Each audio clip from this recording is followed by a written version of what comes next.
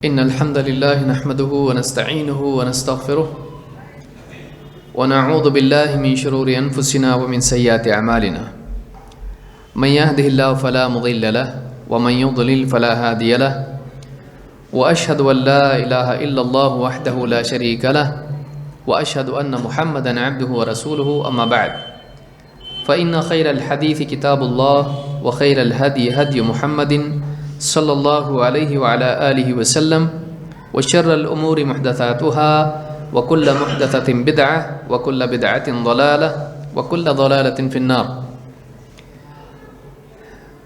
قال الله تبارك وتعالى ادع إلى سبيل ربك بالحكمة والموعظة الحسنة وجادلهم بالتي هي أحسن. وقال جل وعلا وقال النبي صلی اللہ علیہ وسلم من یرد اللہ بہ خیرا یفقہ فی الدین. میرے محترم دینی بھائیوں اور قابل احترام اور بہنوں، انسان کی کامیابی کی شروعات وہاں سے ہوتی ہے جہاں سے اس کو دین کی صحیح سمجھ ملتی ہے. ایک انسان کے لیے سب سے پہلی اور ضروری چیز کامیابی کے لیے یہ ہے کہ وہ واقعی دین کو سمجھے، اس کی سمجھ دین کے بارے میں صحیح ہو. گمراہی وہاں سے شروع ہوتی ہے جب وہ دین کو غیر دین سمجھ لے اور بے دینی کو دین سمجھ لے. یہاں سے انسان گمراہ ہو جاتا ہے. وہ صحیح کو غلط سمجھے اور غلط کو صحیح سمجھے، یہ گمراہی ہے. ہدایت کہاں سے شروع ہوتی ہے؟ ہدایت وہاں سے شروع ہوتی ہے جہاں سے ایک انسان صحیح کو صحیح اور غلط کو غلط سمجھے. لہٰذا انسان کا سب سے پہلا فرض یہ ہے کہ وہ دین کو صحیح طور سے سمجھے تاکہ اس کے عقائد صحیح ہوں، تاکہ اس کی عبادات صحیح ہوں، تاکہ اس کی تجارت، اس کے معاملات صحیح ہوں، تاکہ وہ اس راستے پر چلے جس پر اللہ کے نبی صلی اللہ علیہ وسلم چلے ہیں. دین کو سطحی طور پر جاننا انسان کو آج یا کل غلط فہمی میں، کنفیوژن میں مبتلا کر سکتا ہے. ادھورا علم انسان کے لیے مصیبت ہوتا ہے. لیکن گہرائی کے ساتھ جب آدمی دین کی باتوں کو سمجھتا ہے تو پھر اس انسان کو گمراہ کرنا بہت مشکل ہوتا ہے. جس پیڑ کی جڑیں گہرائی کے ساتھ زمین میں ہوں، وہ پیڑ کسی ہوا سے اس کو اکھاڑنا مشکل ہوتا ہے. لیکن گھاس جس کی جڑیں زمین کی سطح میں اوپر ہوں، اس کو ایک بچہ بھی اپنے ہاتھ سے مٹھی بنا کے اکھاڑ سکتا ہے.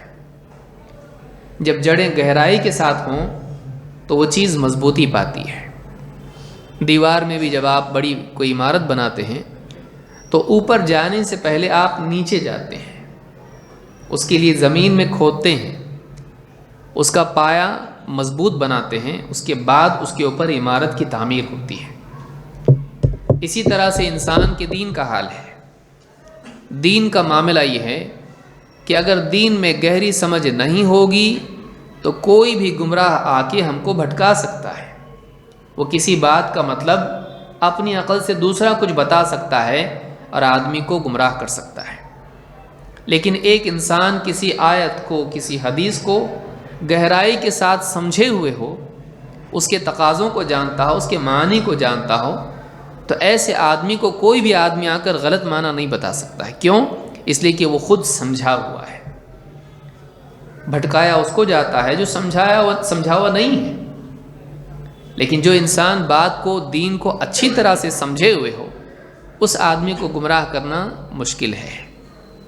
لہٰذا ایک مسلمان کے لیے سب سے پہلے ضروری ہے کہ وہ دین کی گہری سمجھ حاصل کرے. اللہ کے نبی صلی اللہ علیہ وسلم فرماتے ہیں من یرید اللہ بہ خیرا یفقہہ فی الدین.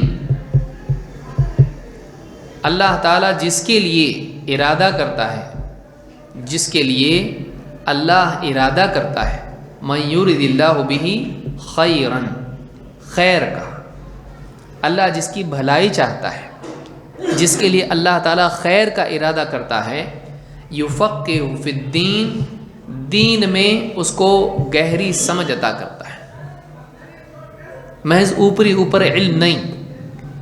فقہ کے معنی ہوتے ہیں گہری سمجھ، صحیح طور سے بات کو سمجھنا، گہرائی کے ساتھ میں کسی بات کو سمجھنا۔ اس کو اس طرح سے دین کو سیکھنے کو تفقہ کہا جاتا ہے۔ تفقہ کیا ہے؟ گہرائی کے ساتھ دین کا علم حاصل کرنا۔ مثلا آپ توحید کے بارے میں جانتے ہیں، اگر آپ صرف اتنا جانتے ہیں اللہ ایک ہے بس، تو یہ کافی نہیں ہے، بلکہ اس کے ساتھ آپ کو معلوم ہونا چاہیے کہ اس ایک کا کیا مطلب ہے۔ یہاں پر اللہ کو ہم ایک مان رہے ہیں صرف گنتی کے اعتبار سے نہیں، اللہ تعالیٰ یقیناً گنتی کے اعتبار سے ایک ہے، لیکن پھر نصارہ بھی مانتے ہیں کہ اللہ ایک ہے، لیکن وہ کہتے ہیں وہ تین لیکن ایک۔ اب آپ اگر جانیں کہ نہیں وہ ایک ہے اور اس کا کوئی شریک نہیں ہے، نہ اس کی ذات میں، نہ اس کی صفات میں، نہ اس کی عبادت میں، لیس کمثلہ شیء، اس کے ایک ہونے کا مطلب یہ ہے کہ وہ یکتا ہے، قل هو اللہ احد، اس کے جیسا کوئی نہیں ہے۔ کہو کہ اللہ ایک ہے، یکتا، نرالا، سب سے الگ ہے، اس جیسا کوئی نہیں ہے۔ اس کے ایک ہونے میں ایسا ہے کہ وہ ایک ہے، اس جیسا کوئی نہیں ہے۔ تو جتنا گہرائی کے ساتھ آدمی علم حاصل کرتا ہے اتنی توحید پختہ ہوتی ہے۔ وہ مانتا ہے محمد رسول اللہ، لیکن اگر اس کو یہ معلوم نہ ہو کہ ما کان محمد ابا احد من رجالکم ولکن رسول اللہ وخاتم النبیین، اللہ کے رسول محمد صلی اللہ علیہ وسلم کسی مرد کے باپ نہیں ہیں، ہاں لیکن وہ کون ہیں؟ اللہ کے رسول ہیں اور نبیوں کے خاتم ہیں۔ اب اگر خاتم کے معنی اس کو صحیح ڈھنگ سے معلوم نہ ہو تو ایسا آدمی قادیانی کے دھوکے میں آ سکتا ہے۔ یعنی خاتم کا مطلب ہوتا ہے پرفیکٹ، اس کا یہ مطلب نہیں ہوتا ہے کہ آخری۔ ابھی کہا ہاں سب سے پرفیکٹ ہے، سب سے اونچے، ہم بھی مان رہے، بولیں خاتم سب سے اونچے، پرفیکٹ، ایک دم کوئی عیب نہیں، لیکن اس کا یہ مطلب نہیں ہوتا کہ نبی نہیں آئے گا۔ اب سمجھا دیا اس نے۔ اب آپ دیکھیے اگر اس کو یہ نہیں معلوم ہے کہ حدیث میں اللہ کے نبی صلی اللہ علیہ وسلم نے فرمایا انہ لا نبی بعدی، میرے بعد کوئی نبی آنے والا نہیں ہے، وختم بی النبیون، میرے ذریعے نبیوں کے سلسلے کا خاتمہ کر دیا گیا، اب کوئی نیا نبی آنے والا نہیں ہے، تب یہ آدمی پختہ ہوگا۔ تو چاہے عقائد کا معاملہ ہو یا احکام کا معاملہ ہو، کنفیوژن کہاں سے آتا ہے؟ جب انسان کے پاس سطحی علم ہو، آدھا ادھر سے پڑھ لیا، آدھا ادھر سے پڑھ لیا، فیس بک پہ پڑھ لیا، واٹس ایپ پہ پڑھ لیا، اڑتی اڑتی بات سن لی، کتاب کا ایک صفحہ پڑھ لیا، باقی رکھ دی اٹھا گئے، پوری بات معلوم نہیں ہے، ادھوری بات معلوم ہے، شبہات پڑھ لیے، جوابات نہیں پڑھے، ایسا آدمی کنفیوز ہو سکتا ہے، بلکہ گمراہ ہو سکتا ہے۔ لہٰذا پہلا فریضہ یہ ہے کہ ایک انسان دین کو گہرائی کے ساتھ سمجھے۔ ضروری نہیں کہ آپ دین کے سارے مسائل سیکھیں، میراث کے مسائل، طلاق کے مسائل، یا اسی طرح سے بہت ساری تجارت کے سلسلے میں اور گہرائی کے ساتھ مسائل، ضروری نہیں ہے۔ اگر آپ اس کے مکلف ہیں تو پھر ضروری ہے۔ جس پر حج ہی فرض نہیں ہے اس کے لیے حج کا علم حاصل کرنا ضروری نہیں، کرتا ہے تو اچھی بات ہے۔ تو ایک آدمی کے لیے پورا دین اگر وہ نہ سیکھ سکے تب بھی جن چیزوں کا وہ مکلف ہے، جیسے وضو ہے، نماز ہے، طہارت کے مسائل ہیں، خواتین ہیں ان کے لیے طہارت کے مسائل ہیں، پردے کے مسائل ہیں، ایک آدمی تاجر ہے، تجارت کے مسائل ہیں، ایک آدمی لوگوں پر نگراں ہے، حاکم ہے، اس کے لیے رعایا کے مسائل، چھوٹے سے لے کے بڑے تک جو مسائل ہیں اس کو گہرائی کے ساتھ سیکھنا چاہیے۔ اس کے لیے صبر اور وقت لگتا ہے۔ اس کے لیے کیا لگتا ہے؟ صبر لگتا ہے، اس کے لیے وقت لگتا ہے کہ آدمی کو مسلسل دینی حلقوں میں دینی مجالس میں بیٹھ کے ایک ایک ایک ایک بات سیکھنی پڑتی ہے، ایک ایک قطرہ قطرہ قطرہ، جیسے عطر جمع کیا جاتا ہے، آدمی کو علم جمع کرنا پڑتا ہے، شہد کی مکھی کی طرح، جیسے جا کے وہ رس پھلوں کا پھولوں کا چوس کے لاتی ہے اور اپنے چھتے میں جماتی ہے، ایک طالب علم کو اس طرح سے کام کرنا پڑتا ہے، تب جا کے شہد بنتا ہے۔ لیکن لوگوں میں چونکہ اتنی ہمت نہیں ہوتی ہے، اتنا صبر نہیں ہوتا ہے، اور اتنا وقت ان کے پاس نہیں ہوتا ہے، اس لیے وہ شارٹ کٹ تلاش کرتے ہیں۔ شارٹ کٹ ان کے لیے ذریعہ کیا ہو جاتا ہے؟ واٹس ایپ پہ جو پوسٹر آ رہے ہیں اسی کو پڑھو، فارورڈ کرو، پھر وہ حضرت علی کا قول ہے شیعہ کا بھیجا ہوا، یا کسی حدیث کی تشریح ہے قادیانی کی بھیجی ہوئی، یا پھر کوئی جھوٹی بات ہے جو کسی جاہل کی بھیجی ہوئی ہے جو دین بھی نہیں ہے، پھر وہ آدمی اسی کو پڑھنے میں اپنا وقت گزارنے لگتا ہے اور زندگی اسی میں ختم ہو جاتی ہے۔ وہ ادھورا کا ادھورا جیتا ہے، ادھورا مر جاتا ہے۔ اس کے پاس ایک پوری زندگی تھی، کتنی قیمتی زندگی ہے، اس میں وہ کیا نہیں سیکھ سکتا تھا۔ اتنے بڑے بڑے علماء، ان کا کلام، ان کی تشریحات، قرآن کی آیتیں، حدیثیں، تفسیر، اور علماء کی طرف سے جو دین کو گہرائی کے ساتھ سمجھایا گیا ہے سنجیدگی کے ساتھ میں، اس کو اس میں انٹرسٹ نہیں ہوتا ہے۔ کیوں؟ اس لیے کہ اس کو گہرائی کے ساتھ دین سیکھنے کی اہمیت معلوم نہیں۔ ہاں، شور شرابے والے بیان ہوں، وہ بالکل وہ سب سے پہلی صف میں جا کے بیٹھے گا۔ کیوں؟ ایک دم مزہ آ جاتا ہے۔ لیکن دین گہرائی کے ساتھ ایک ایک حدیث، اس کا یہ مطلب ہے، اس کی یہ آیت ہے، اس کی یہ تفسیر ہے، سلف کے اقوال ہیں، اس کو ایسا سمجھا جائے، اس کو مزہ نہیں آتا ہے، تھوڑا ٹیسٹی چاہیے کچھ۔ کانوں کی لذت انسان کے لیے مصیبت بن جاتی ہے۔ دیکھیے، کھانا سیدھا سادہ ہو وہ غذا بنتا ہے، جسم کے لیے مفید ہوتا ہے، بلکہ بعض اوقات ایسی چیزیں ہوتی ہیں جو ذائقہ اتنا خاص نہیں ہوتا ہے، بلکہ کبھی کڑوا بھی ہوتا ہے۔ آپ کو دیکھیے، ڈاکٹر کہے گا کہ بھائی آپ اگر گوشت کھاؤ اس کے ساتھ سیلڈ بھی کھاؤ، کچا چباؤ کھاؤ، آپ کے لیے اچھا ہے، آپ کا پیٹ صحیح رہے گا، صفائی آرام سے ہوگی، آپ کے لیے جسم کے لیے غذا ہونا چاہیے صحیح۔ کچے پتے کھاؤ، آپ یہ کھاؤ وہ کھاؤ، بولے ٹیسٹ نہیں آتا صاحب اس میں، اور ٹیسٹ نہیں، لیکن تمہارے لیے ضروری ہے۔ اس سے بڑھ کے آگے جائیے، ڈاکٹر کہے گا یہ دوائی ہے، آپ کی بیماری کے لیے علاج اس میں ہے، شفا اس میں اللہ نے دی ہے، اللہ نے دوا دی ہے، کھاؤ۔ اب ڈاکٹر صاحب کڑوی ہے، کھانا پڑے گا، کتنے دن تک؟ 6 مہینے تک۔ 6 مہینے؟ ہاں، کیوں؟ کورس ہے یہ، کھاؤ کھاؤ کھاؤ، صبح دوپہر شام، صبح دوپہر شام، کڑوی کڑوی کڑوی کھاؤ، ٹیسٹ نہیں، کھاؤ۔ مٹھائی نہیں ہے، یہ دوائی ہے۔ مٹھائی میں لذت ہے، علاج نہیں ہے، بلکہ بیماری بھی ہو سکتی ہے اس میں۔ شوگر بڑھ گیا، کیوں؟ بہت میٹھا کھاتا ہے۔ تو مٹھائی میں وہ دوائی نہیں ہے، اس میں لذت ہے، لیکن اس کے اندر کیا ہے؟ علاج نہیں ہے۔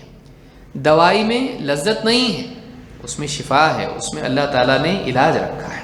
حدیث میں اللہ کے نبی صلی اللہ علیہ وسلم خود فرماتے ہیں کہ اللہ تعالیٰ نے جو بیماری نازل کی اس کے لیے دوا بھی نازل کی، تو دوا کرو اللہ کے بندو۔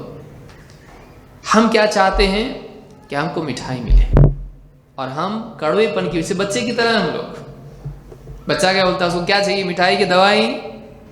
بول گیا مجھ کو مٹھائی چاہیے، دوائی نہیں۔ منہ پکڑ کے کھول کے اس کے ایک دانت پکڑ رہا ہے، ایک انڈیل رہا ہے، ایک ناک بند کر رہا ہے، اس کی کسی طرح سے حلق میں چلی جائے، وہ تیار نہیں ہے، اس کو تیار نہیں ہے۔ ہماری مثال بھی بچوں کی طرح ہو گئی ہے۔ ہم لوگ چاہتے ہیں کہ دھواں دھار بیان ہوں گے تو ہم سنیں گے، لیکن گہرائی کے ساتھ عقیدہ، فقہ، مسئلے مسائل جو بھی ہیں۔ کتنا کورس چلے گا یہ 2 سال چلے گا۔ 2 سال کیوں؟ آپ کو گانوں کی طرح، قوالی کی طرح ہر جگہ نیا دینا چاہیے؟ نہیں۔ آپ ایک چیز کو اچھے سے کیوں نہیں سیکھیں گے؟ لوگوں کا مسئلہ یہ ہے، اس کو آپ کو عالم کو بھی مثلا خلا بازیاں کرنے کا پڑتی ہے، اس میں اس کو بھی ٹاپک چینج کر کر کے لوگوں کو دینا پڑتا ہے. کیوں؟ تلون. آج موڈ ایک ہے تو کل دوسرا ہے، پرسوں تیسرا ہے. اس کو نیا نیا چاہیے اس کو. اگر نیا نہیں ملتا ہے مزہ نہیں آ رہا ہے، وہی ایک ہی ٹاپک، ایک ہی بات نہیں. کیا وہ ہمارا علم پختہ ہے؟ کوئی آ کے آپ کے دروازے پہ کھڑا ہو جائے گا، آپ کے سامنے گمراہی کی بات رکھے گا، آپ کا پاؤں پھسل جائے گا اگر آپ پکے نہیں ہیں. پھر جوشیلے بیان آپ کے کام نہیں آئیں گے. گہرائی کے ساتھ آپ نے جو دین کا علم سیکھا ہے وہ آپ کے کام آئے گا. لہٰذا یہ علم آدمی کو پختگی دیتا ہے. من یرید اللہ بہ خیرا یفقہہ فی الدین. اللہ جس کے ساتھ خیر کا ارادہ کرتا ہے اس کو دین کی گہری سمجھ دیتا ہے. دین کی گہری سمجھ بہت ضروری ہے. لمبا زمانہ دین کا علم سیکھتے رہنا، تھوڑا شہد کی مکھی کی طرح جمع کرنا. لیکن جب وہ جمع ہو جاتا ہے تب جا کے یہ آدمی لوگوں کی ہدایت کا ذریعہ بنتا ہے. لذتوں کے دیوانے بننے سے اپنے آپ کو بچائیں. روکھا سوکھا علم جو بھی ہے بعض اوقات وہ بہت زیادہ ضروری ہوتا ہے اس کے مقابلے میں. ایک آدمی ہے، اس کو کیا پوچھیں گے آپ؟ اچار بہت پسند ہے، اچھی بات ہے. آپ کیا پسند ہے آپ کو؟ فلاں اچار بہت پسند ہے، ٹیسٹ اس میں اچھا، ٹھیک ہے. پورا تھالی بھر کے اس کو دیں گے آپ، یہ کیا ہے؟ بہت پسند ہے نا، کھاؤ. بولے کھانے کے ساتھ تھوڑا بہت چل جاتا ہے کہ نہیں؟ ہاں، کھانا نہیں کھایا جا رہا ہے، دال کے ساتھ، ہاں اس کے ساتھ تھوڑا سا چلے گا یہ، لیکن پورا یہی. تو یہ ہم یہ کھانے میں سمجھتے ہیں، دین میں نہیں سمجھتے ہیں. کبھی کبھار ایسے بیانات ہو جائیں جو جوشیلے ہو، ایک دم آدمی جاگ جائے، اس کی آنکھیں کھل جائے اور کان گرم ہو جائے اس کے، چلے گا، ٹھیک ہے، کبھی ہونا چاہیے. جمعہ کی خطبات میں ہو جائے ایسا، اچھی بات ہے. لیکن آدمی اسی کا شوقین ہو جائے، یہ شوق اچھا نہیں ہے. اسی لیے آپ دیکھیں گے کہ دھواں دھار بیانات میں لوگ رہتے ہیں، لیکن کوئی مولوی صاحب کہیں بھائی آؤ مجھ سے تجوید سیکھو، نہ اس کے دائیں کوئی دکھائی دے گا، نہ اس کے بائیں کوئی دکھائی دے گا، نہ اس کے سامنے کوئی دکھائی دے گا، کوئی بھی نہیں ہے. کیوں؟ شوق نہیں. کتنے ٹائم لگے گا؟ مولوی صاحب پہلے ہی دن پوچھتے ہیں عربی سیکھنا ہے، کتنے دن میں سیکھیں گے؟ اور اس کے لیے ہم نے مدرسے میں 5 سال میں سیکھا، تم کو ہم 2 سال میں سکھاتے ہیں. 2 سال؟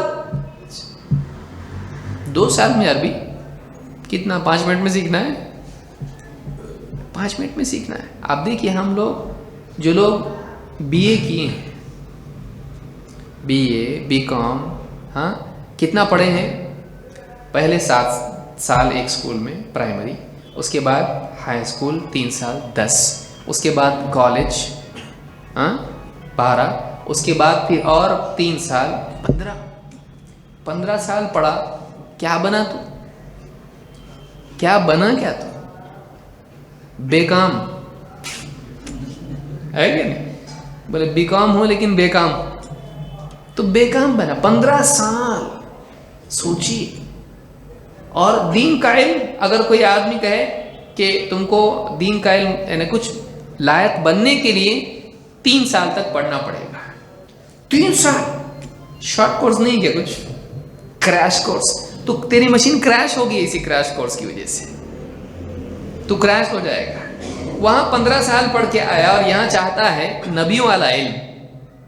اس کو چاہتا ہے کہ 1-2 سال میں تو ایک دم ایسا بن جائے کہ شیخ البانی بھی بیٹھے اور تو کھڑے ہو کے بولے، ابن تیمیہ تو اس سے پوچھنے لگے. اتنا زیادہ بھاری بننا چاہتا ہے 1 سال میں. سوچیے ہم اپنی اولاد کو 15 سال وہ علم پڑھا رہے ہیں. تو آج بیماری لوگوں میں یہ ہے کہ لوگ دین کو شارٹ کٹ میں، جیسے آج فاسٹ فوڈ کا معاملہ ہو گیا ہے، کھانا بنے گا بہت ٹائم لگے گا، جاؤ آپ فلانے یہاں پر، ہاں فوراً پٹ سے آپ کو ڈوسا اور کیا بولتے ہیں اس کو، جو بھی ہے اسنیکس بنا کے فوراً دے گا. فاسٹ فوڈ، جنک فوڈ کھاؤ، فٹ سے مل جاتا ہے، 2 منٹ میں آرڈر کرو مل جاتا ہے. کون رکے گا؟ اتنا کھانا بن رہا ہے، چاول بن رہا ہے، روٹی اور سالن بن رہی، کون رکے گا بھائی؟ فاسٹ فوڈ پیٹ خراب کرتا ہے آپ کا. وہ کھانا نہیں ہے، آپ کی غذا کا بدل نہیں ہے. آج لوگوں میں مزاج بن گیا ہے کہ لمبے زمانے تک دین کا علم حاصل کرنے کا مزاج ختم ہوتا جا رہا ہے. سنجیدگی کے ساتھ میں دین کی بنیادی باتیں سیکھنے کا مزاج ختم ہوتا جا رہا ہے. لوگوں کو جلدی سب کچھ چاہیے، لوگ بے صبرے ہو گئے. اللہ نے خود قرآن کریم میں فرمایا خلق الانسان من عجل، انسان جلد باز پیدا کیا گیا ہے. انسان جلد باز پیدا کیا گیا ہے. جلد بازی انسان کو نقصان پہنچاتی ہے. ایک آدمی اس کو آم کھانا ہے، پیڑ پہ آم لگتا ہے نا، پیڑ پہ، ٹھیک ہے، دیکھا جلدی چاہیے جلدی چاہیے، کسان کو بول رہا ہے، باغبان کو بول رہا ہے مجھ کو جلدی چاہیے بھائی، ٹھیک ہے اے لو توڑ کے کھا. وہ آم ہے؟ نہیں، آم کا چھوٹا بھائی کیا ہے؟ کیری. کیری کھایا. اب اتنا کھٹا، آم کی اتنی تعریف میں نے سنی تھی. یہ موٹی مثال اس لیے دے رہا ہوں اس لیے کہ ہماری آنکھیں موٹی، تھوڑا موٹے سے پھر آگے جائیں گے ہم لوگ. بولے آپ تو اتنا بتائے کہ فلانے یہاں علاقے کے آم اتنے لذیذ ہوتے ہیں. تو جاہل ہے، تو جلدی کیا. پیڑ پہ آم، اگر دیکھیے یاد رکھیے اس کو، اگر کیری پیڑ کا ساتھ چھوڑ دے وہ کیری ہی مرتی ہے، وہ ویسی رہ جاتی ہے، اس میں کھٹا پن رہتا ہے. لیکن وہ اپنے آپ کو پیڑ سے جوڑا رکھے، وہ پھل جو ہے کیری، کچا پھل، کوئی بھی پھل اپنے آپ کو پیڑ سے جوڑا رکھے اپنے وقت تک. اپنے آپ کو پکتا ہے اور خود ہی گر جاتا ہے. جب اس کا وقت ہو جائے گا کسی کو بتانے کی ضرورت نہیں رہے گی، پیڑ اس کو خود سے چھوڑ دیتا، جا فارغ ہوتا مدرسے سے، پیڑ کے مدرسے سے. ہاں کیری آم بن کے فارغ ہوتی ہے، لیکن جب تک وہ چمٹا رہے گا، اس سے جڑا رہے گا، بنتا رہے گا، بنتا رہے گا، بنتا رہے گا، وقت آئے گا خود معلوم ہو جاتا ہے. لیکن لوگ کیا کرتے ہیں، پیڑ سے جڑے نہیں رہتے ہیں، کیری کے کیری رہ جاتے ہیں، کچے رہتے ہیں. ایک پھل کا قاعدہ آپ کو سمجھ میں آتا ہے، دینی دروس کا مزاج اور اس کا اصول آپ کو سمجھ میں نہیں آتا. یہ پیڑ ہے، اس سے اگر آدمی مسلسل جڑا رہے گا بنے گا. نہیں بہت سنا میں نے بس ہو گیا، ٹھیک ہے، تو آدھا سنا آدھا ہی رہے گا اور تو پکا نہیں ہو پائے گا. پھر شیطان کئی باتیں دل میں ڈالتا ہے، بہانے ڈالتا ہے، سن لوں گا پڑھ لوں گا، نہیں ہو پاتا. لہٰذا پہلی چیز یاد رکھیں، سلف کا جو طریقہ کار ہے وہ یہ کہ وہ دین کا علم گہرائی کے ساتھ حاصل کرتے تھے، دین کو گہرائی کے ساتھ سیکھتے تھے، دینی مجالس سے چمٹے رہتے تھے. عمر بن خطاب رضی اللہ عنہ کو آپ دیکھیے، اپنے پڑوسی کے ساتھ انہوں نے معاہدہ کر رکھا تھا کہ ایک دن تو جانا اللہ کے نبی صلی اللہ علیہ وسلم کی مجلس میں اور ایک دن میں جاؤں گا. ظاہر بات ہے تجارت ہے، دنیا کے کام بھی ہیں، لیکن کہتے تھے جس دن میں جاؤں گا جو سیکھا ہے میں تجھ کو بتاؤں گا، مجلس میں جو کچھ ہوا میں بتاؤں گا، اور جس دن تو جائے گا جو کچھ ہوا مجھ کو بتانا. اس کا مطلب یہ ہے کہ نبی صلی اللہ علیہ وسلم کی مجلس ڈیلی ہوتی تھی، ہے کہ نہیں؟ تو ہفتے میں کم سے کم 3 سے 4 دن تو لگے. یہاں ہمارے یہاں حال یہ ہے کہ اگر ہفتے میں 1 دن کہا جائے تو بھی آدمی سستی کرتا ہے. ہفتے میں 1 دن پابندی سے آنا یہ اس کے لیے مشکل ہو جاتا ہے. تو کیسے آدمی بنے گا، کیسے گہرا علم آئے گا؟ پھر وہ اہل حدیث ہے، کھڑے کیجئے اس کو، پوچھئے اس کو، توحید کی قسمیں بتا اور ہر ایک کی دلیل دے. نہیں معلوم، نہیں معلوم، اچھے اچھوں کو دیکھیے، کھڑے کر کے پوچھئے، نہیں معلوم، بڑی بڑی باتیں کرے گا، نہیں معلوم اس کو. کیا فائدہ، کیا زندگی گزارا تو؟ کتنے سال ہو گئے تجھ کو سلفی بن کے؟ کتنے سال ہوئے اہل حدیث بن کے تجھ کو؟ 10 سال، 6 سال، 8 سال، کیا کیا؟ تجھ کو توحید نہیں معلوم اب تک؟ توحید ربوبیت کی دلیل دے، توحید الوہیت کی دلیل دے، توحید اسماء و صفات اس کی تفصیل بتا، دلیل دے اس کی. نہیں معلوم، کیا کیا تو اتنے سال تک؟ کیا کیا تو یہ نہیں معلوم تجھ کو؟ تو کر کیا رہا ہے؟ خالی پوسٹر فارورڈ کر رہا ہے، یہاں وہاں کی چیزیں فارورڈ کر رہا ہے. تو فارورڈ کرتے کرتے تو کہاں تیری ترقی رک گئی؟ تیرے پاس علم ہونا چاہیے. تیری تجوید آج تک صحیح نہیں تو قرآن صحیح نہیں پڑھ سکتا. تو قرآن صحیح نہیں پڑھ سکتا ہے، سورہ فاتحہ اگر کسی کو سنا دے تو غلطیاں نکالے، تو کیا کیا اتنے سال؟ پھر شیطان بغاوت کی طرف کیسا لاتا ہے؟ شیطان کا طریقہ ہی ہے۔ اللہ تعالیٰ نے کہا سجدہ کر، کہا میں بہتر ہوں، میں کیوں کروں؟ مطلب قانون ہی غلط ہے، یہ ضروری ہے کیا؟ پھر اگر آپ کہیں تجوید پڑھو، تجوید سیکھو، مولوی صاحب کے پاس بیٹھو، عشاء کے بعد روزانہ رہتے ہیں، علم حاصل کرو، روزانہ بیٹھو، کہ تجوید ضروری ہے کیا؟ پھر دلیل سیکھو قرآن و سنت کی، اتنا ڈیپ جانا ضروری ہے کیا؟ پھر کیا کرتا ہے آدمی؟ اور تیرا مناظرہ کرنا ضروری ہے، بحث مباحثہ کرنا ضروری ہے، عالموں کا کام تو کرے گا، تو اس لائق نہیں ہے کہ تو توحید بتا سکے بغیر لڑے، اور تو لڑنا چاہتا ہے توحید پر، یہ ضروری ہے، بحث کرنا چاہتا ہے، یہ ضروری ہے۔ سوچئے آج ہم دھوکے میں مبتلا ہیں۔ یقین مانیے، آپ 50 آدمی ہیں، 10 آدمی ہیں، ان میں سے 10 کو پوچھئے ایک کام کر، توحید پر تو 15 منٹ بول کے بتا، بیان مت کر، خالی ڈسکشن میں بتاؤں، تو بتا، 10 منٹ بات کر توحید کے اوپر، سمجھا ذرا ہم کو توحید کیا ہے؟ نہیں معلوم، نہیں آتا، ضروری ہے کیا؟ کل بتاؤں گا انشاءاللہ، ابھی میں بنا نہیں۔ کب بنے گا؟ انڈا 19 دن کے بعد اس میں سے چوزا باہر نکلتا، تو کب تک رہے گا انڈے میں؟ اب تک توحید تجھ کو معلوم نہیں، توحید پہ بول نہیں سکتا تو۔ شرک کی تعریف بتا، ڈیفینیشن بتا، بدعت کی ڈیفینیشن بتا، نفاق کس کو کہتے ہیں، نفاق کی قسمیں کتنی ہیں، شرک کی قسمیں کتنی ہیں، کفر کی قسمیں کتنی ہیں، ریاکاری اور شرک وسیلہ کیا ہے، وسیلے کے بارے میں، وسیلہ کیا ہے؟ ایک صاحب کہنے لگے وسیلہ شرک ہے۔ دیکھیے وسیلے کے بارے میں، وسیلہ کا شرک ہے، وسیلہ شرک نہیں، وسیلے کی قسمیں ہیں۔ ایک وسیلہ فرض ہے، ایک وسیلہ فرض ہے، ایک وسیلہ بدعت ہے، ایک وسیلہ شرک ہے۔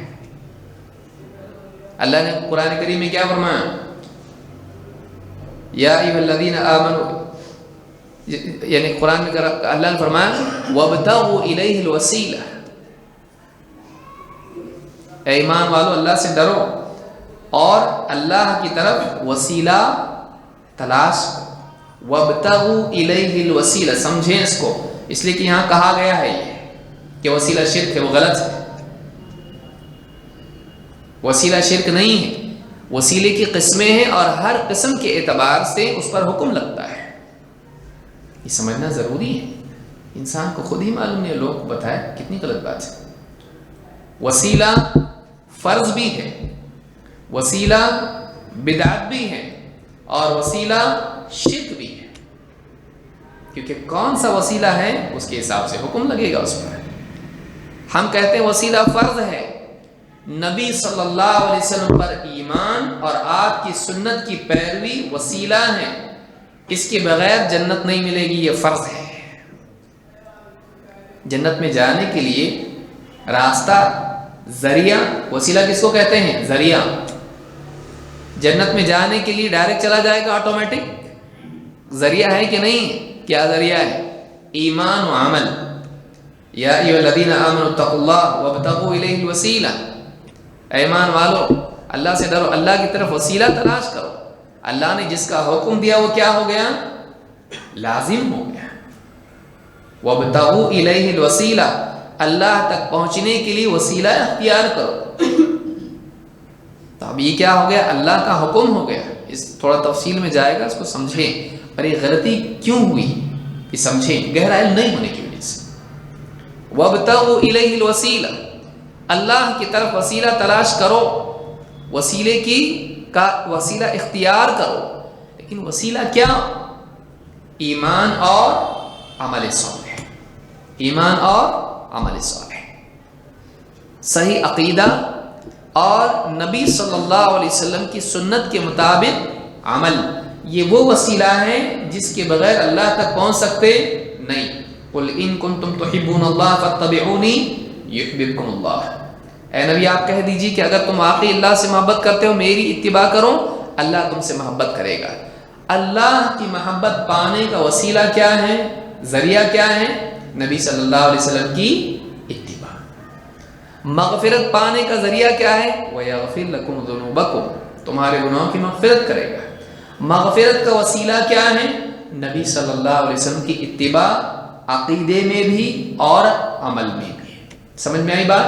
یہ وسیلہ لازم ہے کہ نبی صلی اللہ علیہ وسلم پر ایمان لائے بغیر، اور آپ نے جتنی باتیں بتائیں ان پر ایمان لائے بغیر، اور آپ صلی اللہ علیہ وسلم کی سنت، آپ کے راستے کو اختیار کیے بغیر آدمی نجات نہیں پا سکتا۔ تو یہ ذریعہ ہے ہمارے لیے اللہ کے قرب کا، اللہ کی محبت کا، مغفرت کا اور جنت کا۔ حدیث میں اللہ کے نبی صلی اللہ علیہ وسلم نے کیا فرمایا؟ کل امتی یدخلون الجنت الا من ابا، میرا ہر امتی جنت میں جائے گا مگر وہ جس نے انکار کیا جنت میں جانے سے۔ صحابہ نے پوچھا یا رسول اللہ ومن یابا، اللہ کے رسول کون انکار کرے گا جنت میں جانے سے؟ کون بولے گا میں نہیں جانا چاہتا جنت میں؟ ہر آدمی چاہتا ہے۔ کہا نہیں، من اطاعنی دخل الجنہ ومن عصانی فقد ابا، جس نے میری فرما برداری کی وہ جنت میں داخل ہوگا، جس نے میری نافرمانی کی اس نے انکار کیا جنت میں جانے سے۔ وہ نہیں جانا چاہتا اس لیے تو ان کا نافرمانی کر رہا ہے، گاڑی میں نہیں بیٹھا کا مطلب منزل پہ نہیں پہنچنا چاہتا ہے۔ معلوم ہے کہ نبی صلی اللہ علیہ وسلم کی فرما برداری جنت میں جانے کا وسیلہ ہے، ذریعہ ہے، اور فرما برداری کیا ہے؟ لازم ہے۔ یا ایھا الذین آمنوا آمنوا باللہ ورسولہ، اے ایمان والو ایمان لاؤ، اللہ اور اس کے رسول پر حکم ہے ایمان لانا پڑے گا۔ یا ایھا الذین آمنوا اطیعوا اللہ واطیعوا الرسول، اے ایمان والو فرما برداری کرو اللہ کے اور اس کے رسول کی، یہ وسیلہ فرض ہے۔ تو وسیلہ کی ایک قسم ہے جو فرض بھی ہے، دوسرا وسیلہ بدعت ہے۔ کیا؟ ایک آدمی کہے اے اللہ فلاں بزرگ کے وسیلے سے میری دعا قبول کر، اے اللہ محمد رسول اللہ صلی اللہ علیہ وسلم کے وسیلے سے میری دعا قبول کر۔ تو اب یہ جو وسیلہ ہے کسی شخصیت کا نام لے کر اللہ سے دعا کرنا، یہ شرک نہیں ہے، اس کو سمجھیں۔ ہمارے بعض لوگوں نے اس کو بھی شرک بول دی علم کی کمی کی وجہ سے۔ یہ شرک نہیں ہے، یہ بدعت ہے۔ کیوں؟ وہ دعا کس سے کر رہا ہے؟ شرک کب ہوتا ہے؟ جب غیر اللہ سے دعا کرے۔ وہ دعا اللہ سے کر رہا ہے لیکن دعا میں وسیلہ کس کو بنا رہا ہے؟ محمد رسول اللہ صلی اللہ علیہ وسلم کو، نبی کو پکار نہیں رہا ہے۔ سب دیکھیے آواز کیوں گڑبڑ ہو رہی ہے، کہ نبی صلی اللہ علیہ وسلم کا نام لے کر اللہ سے دعا کر رہا ہے۔ تو یہ عمل صحابہ کرتے تھے؟ نہیں، کسی صحیح حدیث سے ثابت نہیں ہے۔ تو یہ چیز چونکہ سنت سے ثابت نہیں ہے اس لیے یہ چیز کیا ہوئی؟ بدعت۔ تو کیا اللہ سے دعا میں وسیلہ ہے یا نہیں؟ اب کوئی آدمی بول دے کم علمی کی وجہ سے کہ اللہ کو کیا وسیلے کی ضرورت ہے، جاہل ہے، یہ علم نہیں ہے اس کو۔ 3 وسیلے ہیں جو حدیثوں میں آئے ہیں، میں اسی لیے سمجھا رہا ہوں کہ اس میں غلط فہمی میں نہ لوگ پڑھیں، ان کو معلوم ہونا چاہیے صحیح بات کیا ہے۔ نمبر 1، اللہ کے اسماء و صفات کا وسیلہ، اسألک بکل اسم هو لک، تو اللہ کے اسماء و صفات کا وسیلہ کر کے دعا کرنا اللہ سے، تو اللہ کے نبی کرتے تھے، اللہ کو کیا ضرورت ہے وسیلے کی؟ تو کر رہے ہیں۔ اے اللہ میں تیرے اسماء و صفات کے وسیلے سے دعا کر رہا ہوں، میں تیرے ہر نام کے وسیلے سے دعا کرتا ہوں۔ تو یہ کون کر رہا ہے؟ اللہ کے نبی صلی اللہ علیہ وسلم۔ اللہ کو ضرورت نہیں ہے وسیلے کی، لیکن اللہ تعالیٰ نے ہمارے لیے اس کی اجازت رکھی ہے، اس کو مستحب کیا ہے۔ وَلِلَّهِ الْأَسْمَاءُ الْحُسْنَى فَادْعُوهُ بِهَا، اللہ کے بہت سے اچھے اچھے نام ہیں، اللہ کو ان ناموں سے تم پکارو۔ تو ان ناموں کے ذریعے سے اللہ کا ان کو وسیلہ بنا کے اللہ کو پکارو، یہ پہلا وسیلہ ہے۔ 2، اپنے نیک عمل کا وسیلہ. 3 آدمی غار میں پھنس گئے. ایک نے کہا اللہ میں نے فلاں نیکی کیا تھا, اگر میری نیکی تیرے نزدیک کچھ قیمت رکھتی ہے تو اللہ ہم کو اس غار میں سے نکال دے. دوسرے نے کہا, تیسرے نے کہا, تھوڑا تھوڑا پتھر ہٹتا گیا اور وہ باہر نکل گیا. اللہ کے نبی صلی اللہ علیہ وسلم کی حدیث ہے. معلوم ہے کہ ان تینوں نے اپنے اپنے نیک عمل کا وسیلہ لے کر اللہ سے دعا کی.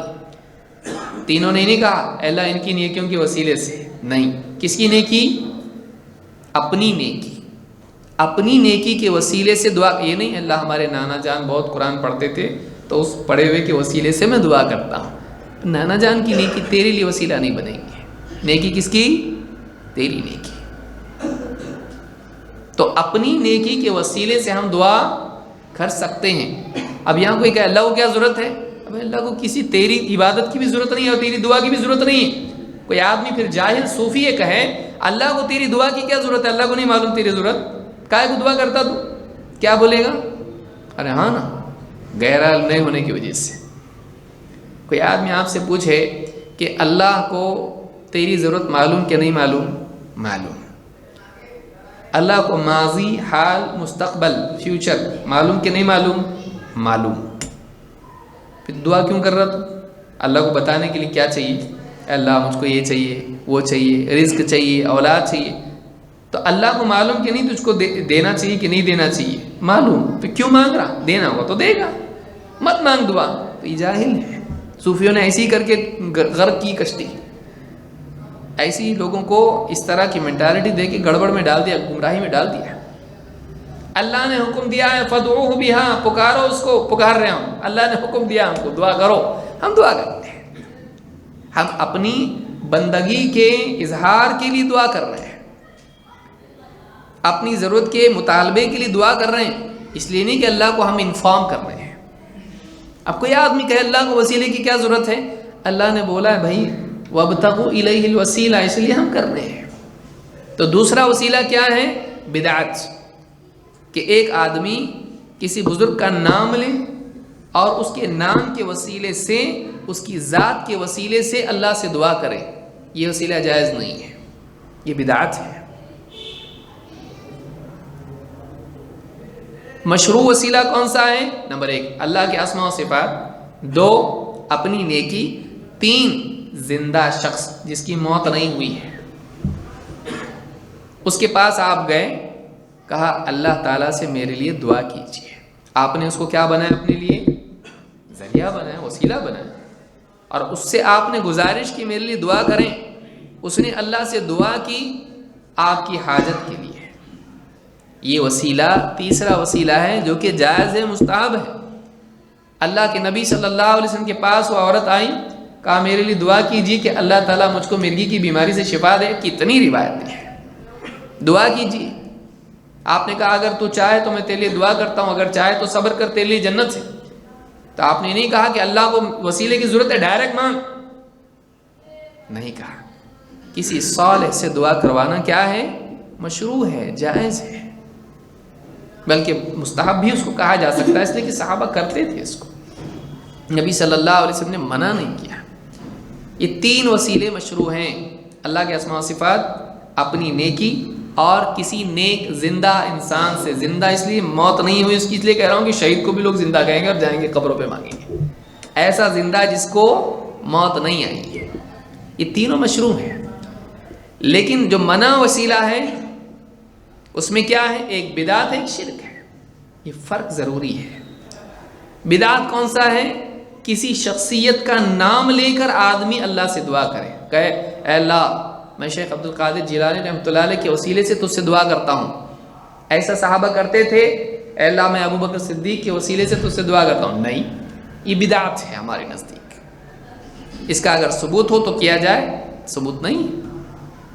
اس کو شرک نہیں کہیں گے, بعض لوگ اس کو شرک کہتے ہیں علم کی کمی کی وجہ سے. یہ شرک نہیں ہے, یہ بدعت ہے. شرک کیا ہے؟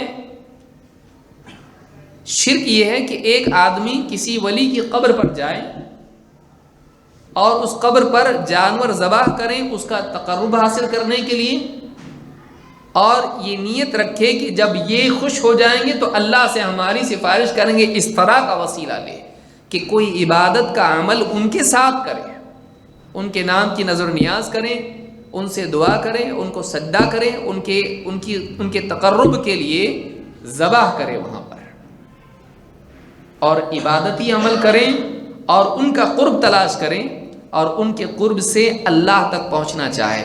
یہ مشرکین کرتے تھے، یہ شرک ہے۔ سمجھ میں آ رہی بات؟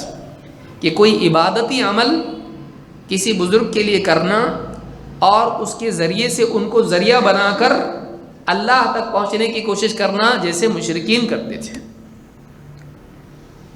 وَيَعْبُدُونَ مِن دُونِ اللَّهِ مَا لَا يَضُرُّهُمْ وَلَا يَنفَعُهُمْ وَيَقُولُونَ هَؤُلَاءِ شُفَعَاؤُنَا عِندَ اللَّهِ، یہ مشرکین کا شرک ہے۔ وہ عبادت کرتے ہیں ایسوں کی جو نہ ان کو نقصان پہنچا سکیں نہ نفع، اور کہتے ہیں کہ اللہ کے ہاں یہ ہمارے سفارشی ہیں۔ تو سفارشی ماننا غلط نہیں ہے، اللہ کے نبی صلی اللہ علیہ وسلم سفارش کریں گے نا گناہ گاروں کی۔ دیکھیے عقیدہ صحیح رکھنا بہت ضروری ہے۔ اللہ کے نبی صلی اللہ علیہ وسلم نے فرمایا کہ میں اپنی امت کے گناہ گاروں کا سفارش کروں گا۔ حدیث میں بھی کیا ہے کہ جو آدمی مجھ پر درود پڑھتا ہے، نماز جیسے اذان ہوتی ہے، اذان کے کلمات دہراتا ہے، پھر مجھ پر درود پڑھتا ہے اور میرے لیے اللہ سے وسیلہ مانگتا ہے، تو جو یہ کام کرے گا میری شفاعت اس کے لیے کیا ہو جائے گی؟ حلال ہو جائے گی۔ تو نبی صلی اللہ علیہ وسلم کی شفاعت قیامت کے دن ہے، اور صالحین بھی سفارش کریں گے، جنتی لوگ سفارش کریں گے قیامت کے دن۔ جنت میں جب جنتی چلے جائیں گے تو اللہ تعالیٰ سے کہیں گے، اور حدیث میں کہ اللہ سے ضد کریں گے وہ لوگ کہ اللہ پر کسی کا ماننا لازم نہیں ہے، لیکن اللہ تعالیٰ اکراماً بندوں کی گزارش کو قبول کرتا ہے، ان کے شرف کو ظاہر کرنے کے لیے۔ تو جنتی کہیں گے اللہ ہمارے کچھ بھائی تھے جو ہمارے ساتھ نماز پڑھتے تھے، ہمارے ساتھ روزہ رکھتے تھے، زکوٰۃ دیتے تھے، اور آج وہ ہم کو جنت میں نہیں دکھائی دے رہے ہیں، جہنم میں گئے ہو۔ تو اللہ تعالیٰ سے گزارش کریں گے، تو اللہ تعالیٰ کہے گا جاؤ جو بھی تم کو دکھائی دے جہنم میں ان کو لے کر آؤ۔ تو یہ جائیں گے جہنم میں اور لے آئیں گے۔ آدمی جلیں گے کیسا نہیں، جہنم میں یہ لوگ بھی نیک لوگ بھی گئے، جہنم میں سزا کے طور پر جانا الگ ہے اور سزا والوں کو نکالنے کے طور پر جانا الگ ہے۔ یعنی کوئی آدمی پولیس اگر جیل میں جائے کسی کو چھوڑنے کے لیے، جیل میں گیا ہو، پولیس کیسے جیل میں جا سکتا ہے؟ سزا کے طور پر تھوڑی نہ گیا بھائی، وہ تو قیدی کو اندر چھوڑنے کے لیے گیا یا باہر لانے کے لیے گیا ہے۔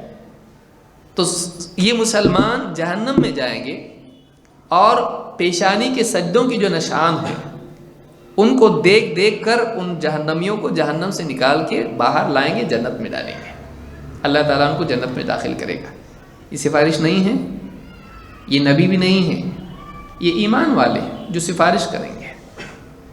تو اس سے یہ بات معلوم ہوتی کہ سفارش اسلام میں ہے، لیکن مشرکین جو عقیدہ رکھتے تھے کہ ہم ان کی عبادت کریں گے، یہ خوش ہوں گے اور ہماری سفارش کریں گے، اسلام میں یہ نہیں ہے، کیونکہ اسلام میں اللہ کے سوا کسی اور کی عبادت جائز نہیں ہے۔ تو یاد رکھیں، اگر گہرا علم نہیں ہوگا آدمی کے پاس، مکس کر دے گا سب کچھ۔ بیس کس کو بنایا؟ اللہ کو ضرورت نہیں ہے، کسی وسیلے کی ضرورت نہیں ہے، اللہ کو دعا کی ضرورت ہے نہیں، مت کر۔ عبادت کی ضرورت ہے تیری نہیں، مت کر۔ پھر کیا بولیں گے؟ آرگیومنٹ اگر غلط آدمی رکھے، اس آرگیومنٹ کے بیس پہ صحیح چیز بھی غلط ہو جاتی ہے اگر آرگیومنٹ غلط ہو۔ سمجھ میں آ رہی بات؟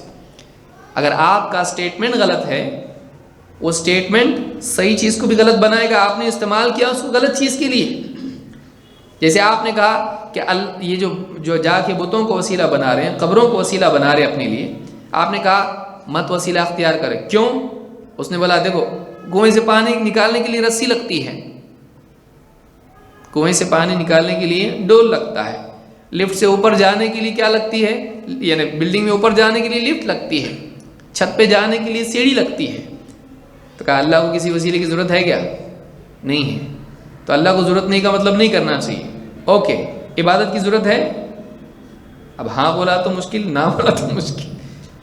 اللہ کو عبادت کی ضرورت نہیں ہے، اب بول دیا ٹھیک، اللہ کو ضرورت نہیں ہے یقیناً صحیح ہے، تو پھر کیا کر، اب جب ضرورت نہیں ہے یہ نہیں کرنا ہے تو وہ بھی نہیں کرنا ہے. دعا کی ضرورت ہے؟ نہیں، مت کر دعا. ذکر کی ضرورت ہے تیرے؟ نہیں. تیری تلاوت کی ضرورت ہے؟ نہیں، مت کر. تیری نیکی کی ضرورت ہے؟ نہیں، مت کر. ایک بھی نیکی مت کر، کیونکہ اللہ کو ضرورت نہیں ہے. بولے اپنی ضرورت ہے نا، تو پھر اسی لیے تو بول رہے ہیں وسیلہ تیری ضرورت ہے کہ اللہ کی. سمجھ میں آئی بات؟ وسیلہ کس کے لیے ہے؟ تیرے لیے ہے. تیری نماز تیرے لیے ہے، تیرا ذکر تیری تلاوت تیرے لیے ہے. کسی نیک آدمی کے پاس تو دعا کے لیے کہے وہ تیرے لیے ہے، وہ غلط نہیں ہے. بعض اوقات توحید کا بھوت ہم کو اتنا زیادہ ہو جاتا ہے کہ ہم صحیح چیز کو بھی انکار کر دیتے ہیں. بدعات کے بارے میں اتنے زیادہ ہمارے اوپر مسلط ہو جاتی ہے سنت کا شوق کہ ہم واقعی جائز چیزوں کو بھی بدعت بنا دیتے ہیں. نہیں کرنا چاہیے. یہ کیوں ہوتا ہے؟ ادھورا علم. ادھورا علم انسان کا بہت بڑا دشمن ہے. جس کا علم ادھورا ہو اس کو دشمن کی ضرورت نہیں ہے، وہ خود ہی اپنا دشمن ہے. کیوں؟ ایسی بات بول دیتا ہے، ایسا کام کرتا ہے جس سے ہلاکت میں چلا جاتا ہے. اسی لیے خوارج کے بارے میں کیا کہا؟ یقرؤون القرآن لا یجاوز حناجرہم. وہ قرآن پڑھیں گے حلق سے نیچے نہیں جائے گا. کیوں؟ ان کی تلاوت تک ہی وہ محدود رہے گا، قرآن کا صحیح فہم ان کو نصیب نہیں ہوگا. علماء نے کیا کہا؟ قرآن پڑھیں گے لیکن قرآن کی صحیح انڈرسٹینڈنگ ان کو نہیں ہوگی. اسی لیے پہلی حدیث جو میں نے ذکر کی وہ اسی لیے ذکر کی تھی. کیا ہے وہ؟ من یرد اللہ بہ خیرا یفقہہ فی الدین. اللہ تعالیٰ جس کے ساتھ خیر کا ارادہ کرتا ہے اسے دین کی گہری سمجھ عطا کرتا ہے. سمجھ میں آئی بات؟ لہٰذا دین میں بہت ساری تفاصیل ہوتی ہیں، ہم سب کو ایک پوٹلی میں ڈال سکتے نہیں، ہر ایک کی کیٹیگری ہوتی ہے. یہ شرک ہے، یہ کفر ہے، یہ لازم ہے. ایک ہی چیز وسیلہ، جیسے میں نے مثال آپ کو ذکر کیا اور کئی مثالیں اس کی ہو سکتی ہیں. ایک ہی چیز ہے وسیلہ. وسیلہ فرض بھی ہے، وسیلہ بدعت بھی ہے، اور وسیلہ شرک بھی ہے. کس چیز کے حساب سے آپ بول رہے ہیں ڈیپینڈ کرتا ہے. بلکہ کفر کو آپ دیکھیے، کفر علی الاطلاق تو برا ہوتا ہے، لیکن کفر نسبت کے اعتبار سے کبھی کفر واجب بھی ہو جاتا ہے. کفر واجب کیسا ہو گیا؟ اللہ نے قرآن میں کیا فرمایا؟ کفر کے معنی کیا ہے؟ انکار. لیکن نسبت اس کی کس سے جوڑتی ہے اس پہ ڈیپینڈ کرتا ہے. اللہ نے کیا فرمایا؟ فَمَن يَكْفُرْ بِالطَّاغُوتِ وَيُؤْمِن بِاللَّهِ فَقَدِ اسْتَمْسَكَ بِالْعُرْوَةِ الْوُثْقَى لَا انفصام لَهَا. جو طاغوت کا کفر کرے اور اللہ پر ایمان لائے، اس نے ایک مضبوط کڑا تھام لیا جو ٹوٹنے والا نہیں. تو کفر کس سے کر رہا ہے؟ طاغوت سے. طاغوت سے کفر لازم ہے کہ نہیں؟ کفر کہیں لازم بھی ہو جاتا ہے. من قال لا الہ الا اللہ وکفر بما یعبد من دون اللہ حرم مالہ ودمہ وحسابہ علی اللہ. حدیث میں اللہ کے نبی صلی اللہ علیہ وسلم فرماتے ہیں من قال لا الہ الا اللہ، جس نے لا الہ الا اللہ کا اقرار کیا، وکفر بما یعبد من دون اللہ، اور اللہ کے سوا جس کی عبادت ہوتی ہے اس کا کفر کیا. ایمان کس پہ لایا؟ اللہ پہ. کفر کس کا کیا؟ اللہ کے علاوہ جن کی عبادت ہوتی ان کا معبود ہونے کا انکار کیا، اس نے کفر کیا. ضروری ہے کہ نہیں؟ ضروری ہے. غیر اللہ کا معبود ہونے کا کفر کرنا واجب ہے. لہذا ہماری سٹیٹمنٹ آفیشیل اسلام میں دانے کے وقت میں پہلا چیز ہم کیا بولتے ہیں؟ اشہدو ان لا الہ. تو وہاں پر ہم انکار کرتے ہیں کس کا؟ اللہ کے سوا جن کو پوجا جاتا ہے ان سب کا انکار کرتے ہیں. انکار ضروری ہے. تو آپ دیکھیے، مطلب کئی چیزیں ہیں جو آدمی کو نہیں معلوم ہونے کی وجہ سے آدمی غلطی کرتا ہے. لہٰذا دین کا علم گہرائی کے ساتھ حاصل کرنا ضروری ہے. یہاں پر یہی بنیادی بات سمجھانا ضروری تھی کہ 12ویں غلطی منہج کے اعتبار سے یہ ہے کہ ایک انسان دین میں تفقہ سمجھ میں آ گیا؟ تفقہ کس کو کہتے ہیں؟ دین کو گہرائی کے ساتھ ان ڈیپتھ سیکھنا، واقعی سیکھنا۔ ابھی جیسے میں نے وسیلے کی ایک مثال دی، ایسی کئی اور مثالیں ہو سکتی ہیں کہ اس میں کیٹیگریز ہوتی ہیں۔ آدمی ایک ہی بات اس کے اوپر نہیں بول سکتا ہے، اس کو بتانا پڑے گا یہ الگ ہے، یہ الگ ہے، یہ الگ ہے، اس کو بتانا پڑے گا۔ تو اگر ایسا ڈیپتھ سے اس کو تفریق نہیں کر سکتا، جو آدمی چیزوں میں تفریق نہ کر پائے وہ آدمی فقیہ نہیں ہے۔ ان تتقوا اللہ یجعل لکم فرقانا، اللہ نے کیا فرمایا؟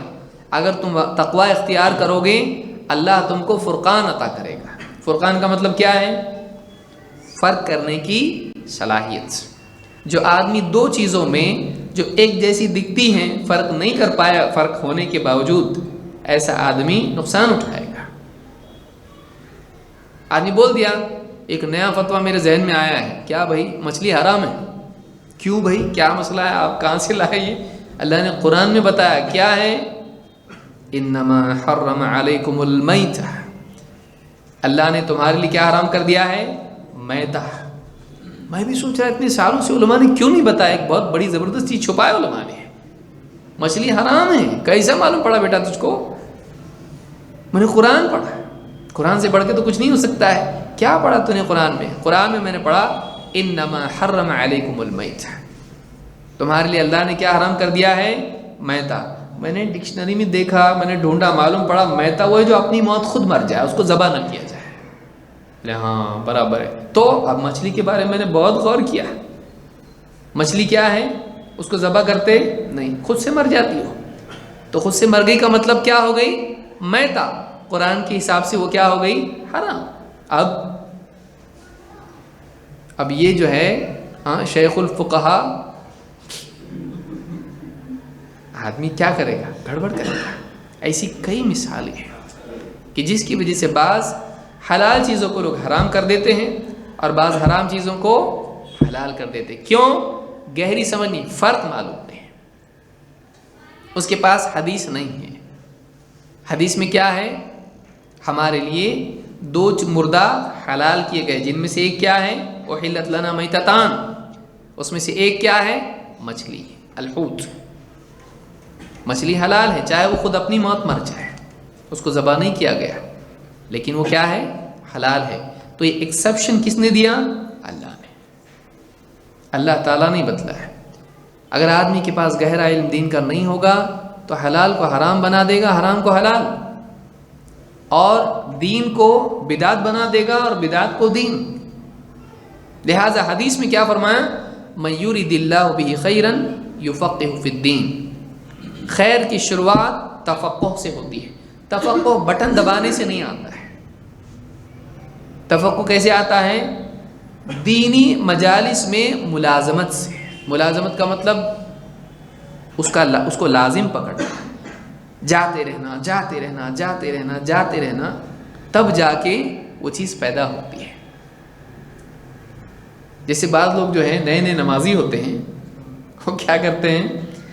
2-4 دن نماز پڑھی، یہاں دیکھتے ہیں کالا نشان آیا کیا، شوق بہت رہتا ہے ان کو، میں نے نماز شروع کیا ہے، سب دیتا، چاچا وہ چاچا وہ چاچا، ان کے یہاں کالا دبا ہے یہاں پہ نماز کا، نمازی کا لیبل ہے وہ۔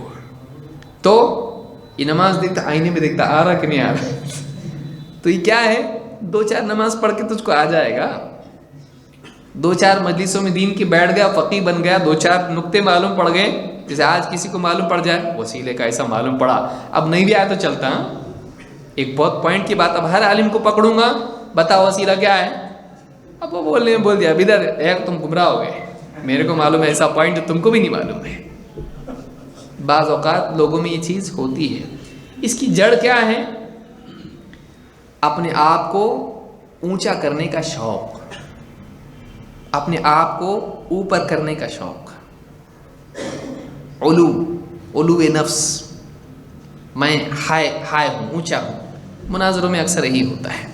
اسی لیے کہتے ہیں، شیخ محترم کہتے ہیں، شیخ محمد بن عمر بازمول کہتے ہیں، لیس من منہج السلف الدخول فی الکلام والجدال والمناظرات بل یستفرغون وسعهم فی التفقہ فی الکتاب والسنۃ والعمل بہما والدعوۃ الیہما. کہتے ہیں کہ علم کلام جدال لڑنا، علم کلام باریک باریک بے وجہ کی بحثیں کرنا. جیسے اللہ تعالیٰ عرش پر ہے، مستوی ہوا، اللہ تعالیٰ کیسے مستوی ہوا، یہ کیا ہے؟ بحثیں. اللہ تعالیٰ قیامت کے دن بندوں سے کلام کرے گا، کیسے کلام کرے گا؟ بندے اللہ کی کلام کو سنیں گے، وہ آواز کیسی ہوگی؟ تو اس طرح کی باریکیاں جو ہیں، جو علم کلام میں اللہ کی صفات کے تعلق سے ہیں، تو بعض لوگوں نے اسی کو بحث کا مدعا بنا کر اللہ کی صفات کی یا تو تعطیل کر دی یا تو اس کی تأویل کر دی ہے. تو علم کلام اللہ کی صفات کے بارے میں بحثیں کرنا. فلسفی اسلام میں نہیں ہے. فلسفی میں کیا ہوتا ہے؟ خالی سوالات، بحثیں اور کنفیوژن ہوتا ہے. اس میں گاڑی جگہ پہ گھومتی رہتی، منزل پہ پہنچتی نہیں. بولے گاڑی چلا رہا نا تو پہنچنا ضروری ہے. ایک آدمی ہے سرکلز میں گاڑی چلا رہا ہے، دائرے میں گھوم رہا ہے، پیٹرول ختم ہوا تو بھی پہنچے گا نہیں، وہ وہیں کا وہیں رہے گا. کیوں؟ اس لیے کہ وہ گول گول گھوم رہا ہے. تو علم کلام ایسا ہے، گول گول گھومتے رہو، گاڑی چل رہی لیکن کہیں پہنچ رہے نہیں. تو علم کلام سے کہیں آدمی نہیں پہنچتا ہے. علم کلام جدال آپس میں لڑنا اور مناظروں میں مشغول ہونا سلف کا منہج نہیں ہے.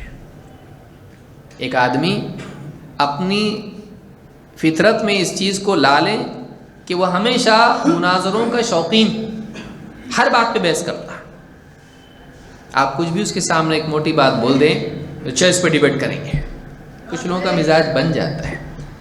تھوڑا سا علم انسان میں یہ چیز پیدا کرتا ہے. جب برتن میں پانی کم ہوتا ہے تو زیادہ بچتا ہے، برتن خالی ہوتا ہے زیادہ بچتا ہے.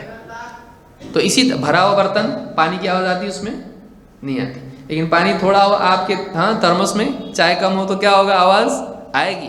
لیکن فل بھر دیا آپ نے اس کو تو آواز آتی نہیں، آواز نہیں آ رہی، کچھ بھی نہیں اس کے اندر. تو آواز کب آتی ہے؟ جب کم. تو بہت سارے لوگوں کا مزاج کیا بن جاتا ہے؟